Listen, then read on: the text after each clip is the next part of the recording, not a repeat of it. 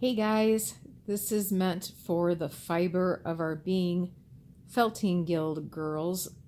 Sitting home today and a little more than under the weather. And I am working on a baby sloth.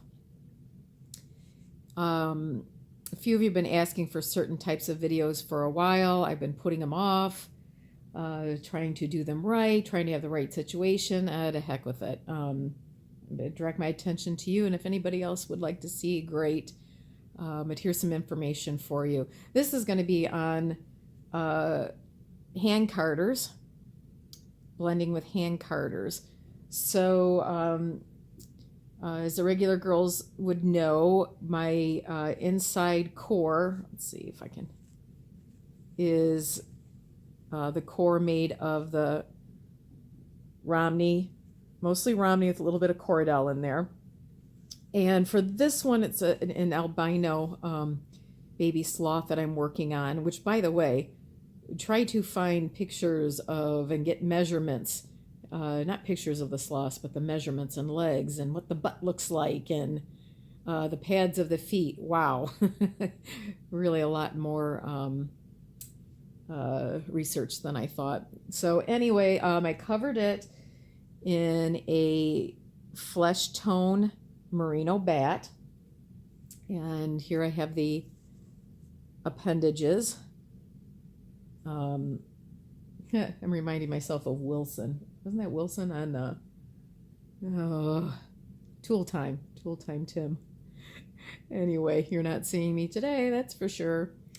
So the pads of their feet I want to blend and have a little bit darker color, but still have it a flesh tone. I'm sorry about the light. I hope you can see this well enough.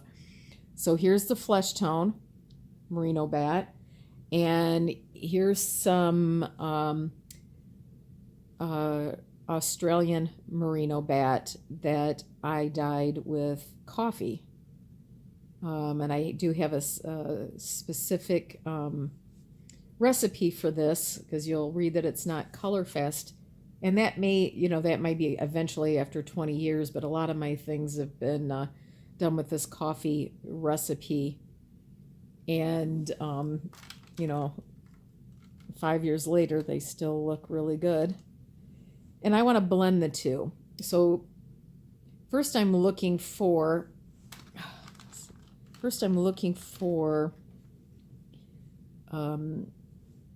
blending the two with my fingers, just to see, okay, is that color what I'm looking for? Will that be right? And once I get, just an idea, I'll take, all right, I know I need 4 pads. So that would be 1, this would be almost 2, so I need double this amount right here, I think. And I only have these very nice carders because somebody had them in their sale bin at a fiber show one time. I've never seen that before or since. So I grabbed them up for, I don't know, it was like 70% off. They were only used a couple times. Especially when you're starting out, don't pay a lot of money for equipment. Or anything, like in any hobby, when you're starting out and it is a hobby, take the cheap way out. Find out what you like, and if it's something you're going to continue with, then you study it more, and you invest in the things that you need. But to start out, you can get a small pair of wire dog brushes. What are they? I don't know, $10 a pair maybe, and achieve the same thing. So good way to start out. So I am going to layer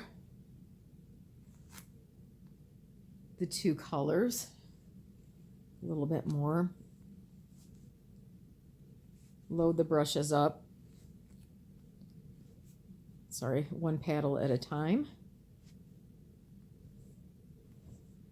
Okay, and then in the opposite direction, you're going to use kind of a flicking motion.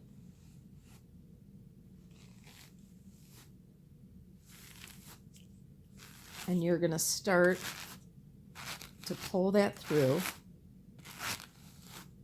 and mix the color.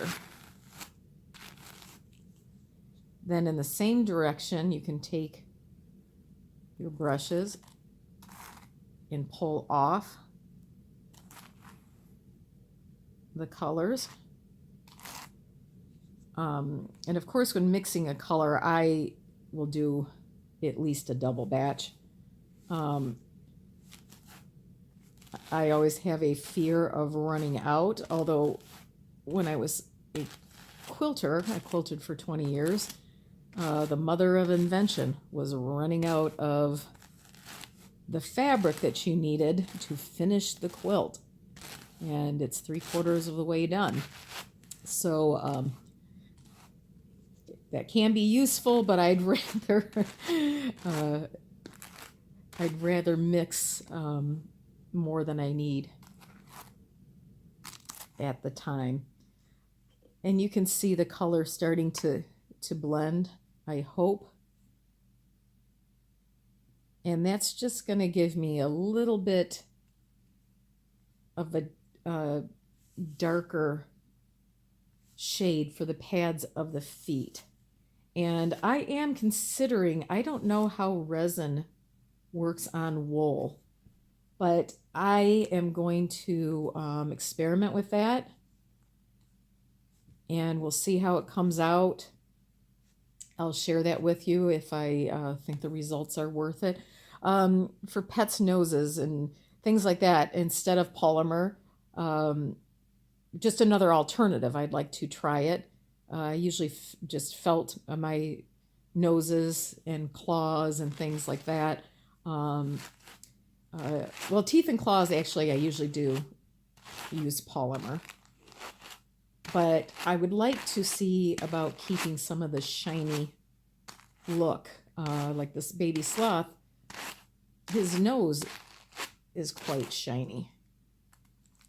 So I will let you know how that works out. So I'll have to pass this through a few more times. The thing is, if you don't mix it well enough and you go to needle felt that, oh, actually that's pretty good, but that still needs a little bit more. I'll probably pass this through 2-3 more times. The thing is, like, if there's a chunk of just one color, one place in your needle felting, animals, pads of feet, a lot of animals have, those little spots on their pads. So I don't worry about it too much. But if that bothers you, or you're making something that you really don't want that to show, spots like this would be way too much of the flesh tone in with that coffee color. So like I said, I'll just keep mixing this. So I'm going to conclude the first little video from my sick chair, because I finally am sick of thinking about doing this and wanted to do it for the girls, especially participating monthly at the Guild that are in town, because we're working on a fairy garden display. We already have one up at the Way Public Library in Perrysburg, Ohio, and we're going to be changing that out, and wanted you gals to know how nice it is to be able to blend the colors that you have. You don't always have to buy an exact color. It's like painting, really. Mix those colors up to get the colors that you are trying to achieve. Okay, I will see what I can do next, and I hope you enjoyed this little bit of information. I will bring these paddles to the next meeting, and I know I have some pickers somewhere. I will bring the brushes and the pickers to the next meeting, so you guys can try them out yourself, and bring some wire dog brushes. If you have a dog at home, I'll show you how you can do it that way too. Okay, have a good one. I'm going to get back at it. Get some orange juice here. Bye-bye.